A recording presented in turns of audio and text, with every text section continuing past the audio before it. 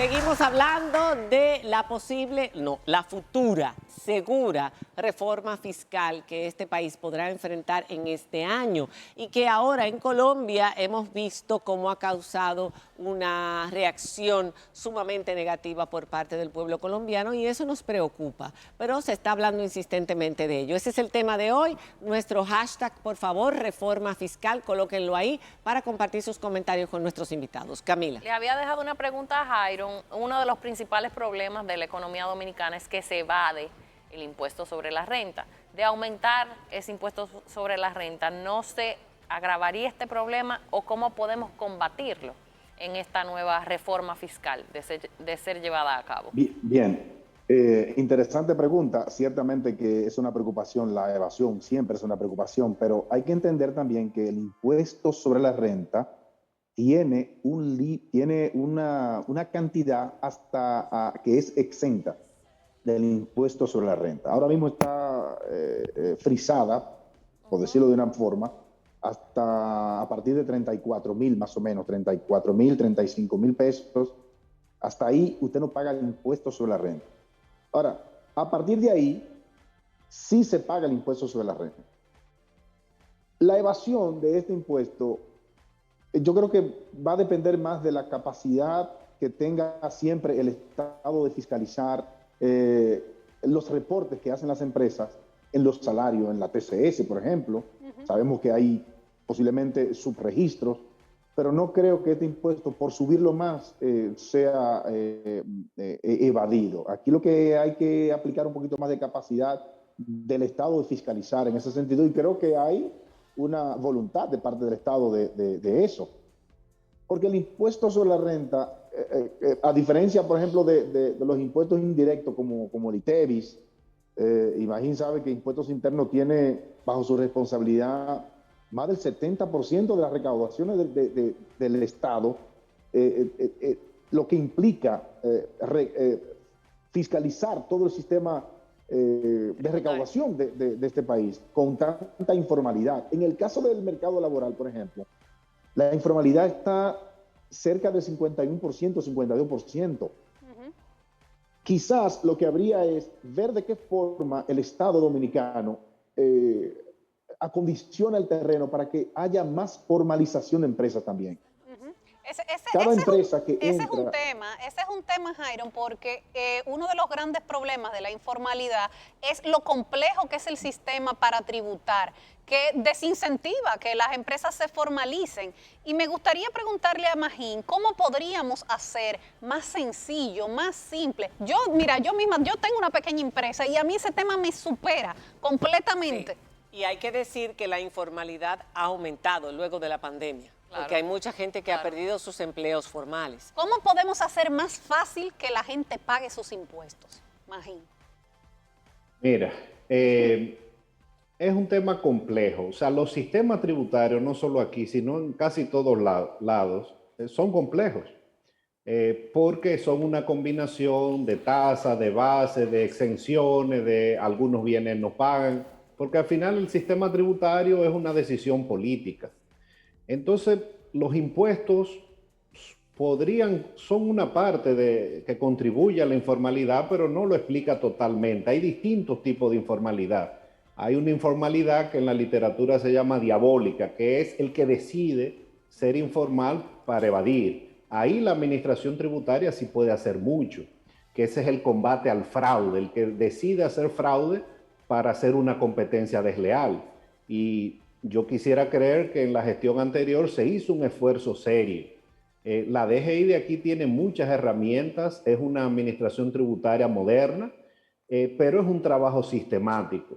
Ahora hay otro tipo de informalidad que un sistema tributario más sencillo no lo va a resolver, que son personas que no tienen capacidad, que hay que ayudarlos, el régimen simplificado podría ayudar, pero es algo que no se resuelve necesariamente con impuestos.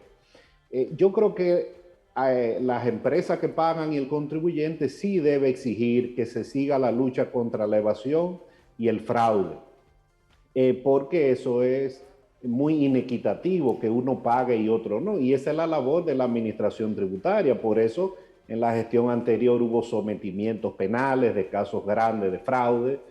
Hubo fiscalización a personas físicas, que eso nunca se había hecho por los cruces de información.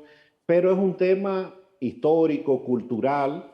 La evasión en impuestos sobre la renta en América Latina es alta, no es solo aquí. Sí, Comparada con los países desarrollados, por ejemplo. O sea, eso no va a haber una varita mágica que va a bajar la evasión de un año a otro. Eso es un trabajo de 10, 15, 20 años.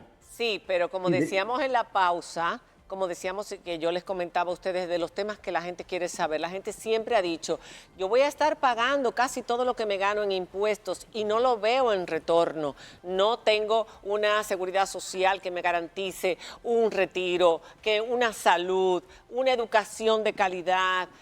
No veo infraestructuras, no veo, como en otros países, que yo decía en la pausa, que cuando les quieren bajar los impuestos protestan. ¿Por qué no? Porque les facilitan prácticamente todo.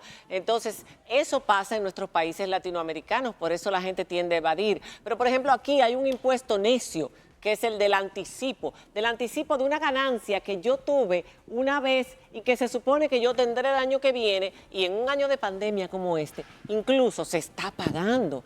Entonces, eso por un lado. Y por el otro lado está la corrupción. El presidente ha dicho y ha resaltado, ustedes están viendo que estamos combatiendo la corrupción, toda aquella que yo pueda ver, la vamos a combatir para que ustedes crean que nosotros vamos a utilizar ese dinero que recaudemos en el bien de ustedes y no se va a desperdiciar y no se va a ir por el fregadero en los bolsillos de miles de corruptos. Eso podría justificar que en un país como este a la gente le cueste pagar impuestos. ¿Quiénes son los que más contribuyen al fisco? Hay una idea de que somos la mayoría de los trabajadores honestos y de los que son de clase media, pequeñas y medianas empresas, el pueblo.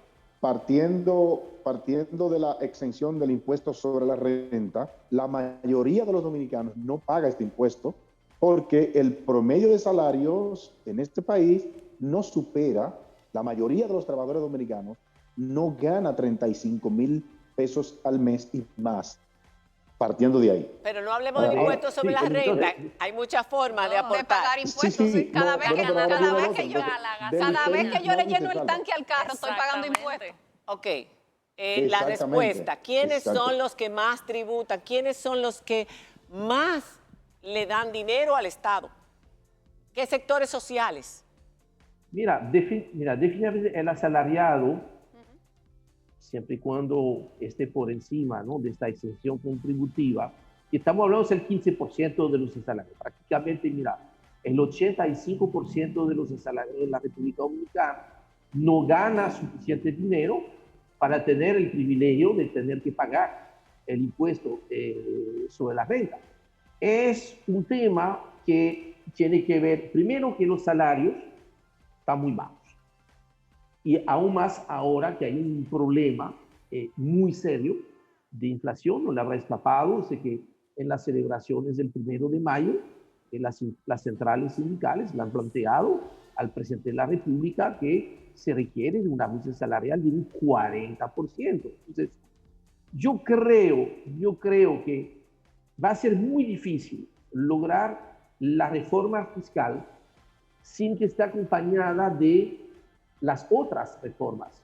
Porque lo que puede hacer más fácil entender dentro de un relato bien construido, que para mí me parece fundamental, probablemente una de las grandes enseñanzas del tema de Colombia, es que no hubo relato absolutamente. Y recuerden que de cierto modo es lo que provocó que en septiembre del año pasado el gobierno tuvo que echar para atrás algunas figuras impositivas que cuando se analizaban quizás con más frialdad, estaban grabando más a los que tenían más y mucho menos a los que tenían menos. Pero en ausencia de un relato es imposible pasar una reforma tan ambiciosa.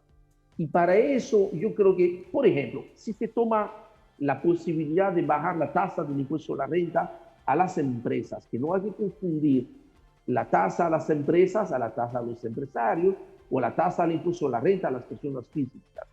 Creo que si se pudiese, y ahí hay espacio, quizás la misma competencia internacional nos obligue. Pues mira, si se va a bajar esta tasa de impuesto a la renta a las empresas, es la oportunidad para negociar que haya un compromiso que en los próximos años, empezando con el año 2022, que hay una recuperación de los niveles salariales. Señores, en esencia es lo que dijo el presidente el 27 de febrero. Él no habló de pacto fiscal, él habló de un pacto social donde había una primera pata, que era una reforma fiscal integral, que toque, o sea, por ser fiscal e integral, toca ingresos, gastos, activos y pasivos. Dos, una reforma a la seguridad social, porque todos estamos claros que hay otros retos también importantes. Claro. El sistema de pensiones hoy en día no garantiza lo que debe ser la única prioridad, la única meta de un sistema de pensión, que es garantizar pensiones dignas a los trabajadores. La fórmula de hoy en día, la ecuación, no da. Necesitamos mejorar el tema de la inversión en salud. En el presupuesto 2021 hay 183.000 millones de pesos para el pago de intereses, solamente de intereses de la deuda, y solamente hay 90.000 millones, o sea, la mitad, para el presupuesto de salud.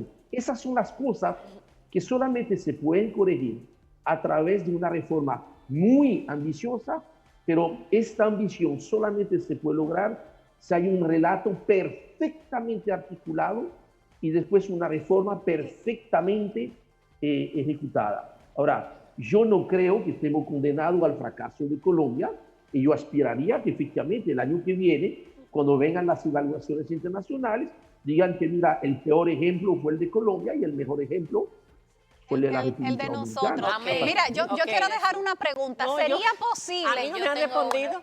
¿Cuál? A mí no me han ¿Quién es- respondido cuál de quiénes las son preguntas? los que principalmente contribuyen al fisco en República Dominicana. Magín, que te había hecho esa pregunta. Bueno, Mira, Magín, por como favor, dijo Jairon, o sea, y como dijo Henry al principio, una cosa es lo que la gente piensa y Eso otra es es la lo que que quiero es. aclarar Ah, ahora. pero ¿quiénes son? Exactamente. Por ejemplo, el impuesto sobre la renta personal a los asalariados está exento por ley casi el 88%. Es decir, Claro. quien más gana realmente más paga. Sí, pero eso es otra cosa. El ITEVI, por ejemplo, está exonerada la canasta básica, los medicamentos, la salud, la educación. Es decir, los pobres aquí no pagan impuestos en el ITEVI. Pagan impuestos a los combustibles si consumen, pero ITEVI no, porque los productos que ellos consumen están exentos. Entonces, la clase media sí paga, porque es más difícil para evadir un asalariado que esté por encima del mínimo exento, pero también se ha creado el mito de que los grandes contribuyentes no pagan. De hecho, la recaudación del impuesto sobre la renta, el 90% viene de 500 empresas, 600, y si tú reduces un poco más, 100 empresas aquí te dan el 75% de la recaudación. Entonces, 100 el empresas, régimen, por 100 ejemplo... Perdón, vamos a aclarar eso. 100 empresas dominicanas dan el 75% de la recaudación. De impuestos sobre la renta empresarial, claro. Cuando tú pones sí. lo que pagan las grandes empresas, son las que más tributan. Pero del total de la recaudación, que es el 70% que entra por la DGI, de ese total, de ese 70% de la DGI, con la experiencia, ¿quiénes son No, los que más? de la recaudación del impuesto sobre la renta, sí. Ahora, la recaudación total, 2/3 partes vienen de impuestos indirectos. Es decir, de ITEVI, de de ITEVI, claro, impuestos a del los ITEVI, combustibles del selectivos. consumo, Ahora, es el consumo. aquí, sí, pero aquí no es porque en los países ricos se cobra menos. Es porque los países ricos cobran muchísimo más impuestos Más. sobre la renta personal. Más. Entonces, la gran diferencia de recaudación entre los países de América Latina y los países como Estados Unidos o europeos o los de América Latina que más recaudan como Uruguay es el impuesto sobre la renta personal. Entonces, eso hay que ponerlo sobre la mesa. Eso es lo que se quiere hacer acá, porque acá se piensa, hay que poner más impuestos directos, pero porque vamos a bajar los indirectos. No. Las tasas del IVA en los países desarrollados es más alta que la de acá. Sí, pero los Y salarios la son más base altos. es- Los salarios son más altos, Magín. Los salarios son más altos. sí. Se cobra más, pero se ven Sí. los beneficios y los salarios son más altos. Sí, pero ahí tenemos el tema del huevo y la gallina. No queremos pagar impuestos porque el Estado es malo, pero el Estado es malo, como dice Piketty, ningún país se va a desarrollar recaudando 14, 15% del PIB y nosotros recaudamos 13%. Entonces no salimos de esa trampa, como sí han salido otros países que se han desarrollado. La verdad es que hay que ponerse y hay que entender al presidente. El presidente, que yo entiendo que lo quiere hacer bien, cuando va a hacer su presupuesto y su plan de gobierno, dice, aquí hay un problema, el 30% de los ingresos son intereses, que el 30% se va a educación. O sea, antes de él empezar a hacer su presupuesto, ya 2 partidas se le llevan los ingresos.